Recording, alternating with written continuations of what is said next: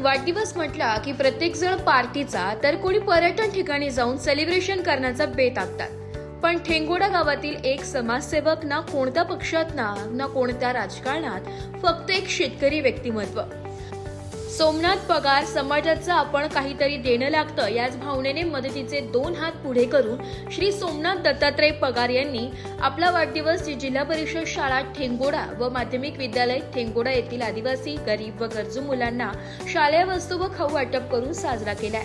श्री सोमनाथ दत्तात्रय पगार हे ठेंगोडा गावातील प्रगतशील शेतकरी, शंभू ग्रो वर्टेक फार्मर प्रोड्युसर कंपनीचे अध्यक्ष व सामाजिक कार्यात अग्रेसर समाजसेवक, दातृत्व वृत्ती जपणारा तरुण आहे।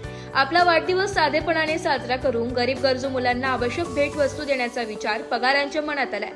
त्याप्रमाणे त्यांनी गावातील जिल्हा परिषद शाळेतील 125 विद्यार्थ्यांना शालेय वस्तू व खाऊ व माध्यमिक विद्यालयातील 300 विद्यार्थ्यांना स्वच्छ पिण्याच्या पाण्याची सोय व्हावी म्हणून 750 लिटर नवीन पाण्याची टाकी भेट देऊन पिण्याच्या पाण्याची सोय केली आहे। अशा एकूण 425 विद्यार्थ्यांना शालेय वस्तू भेट म्हणून दिल्या। यावेळी लहान मुलांमधील चेहऱ्यावरील आनंद पाहण्यासारखा होता।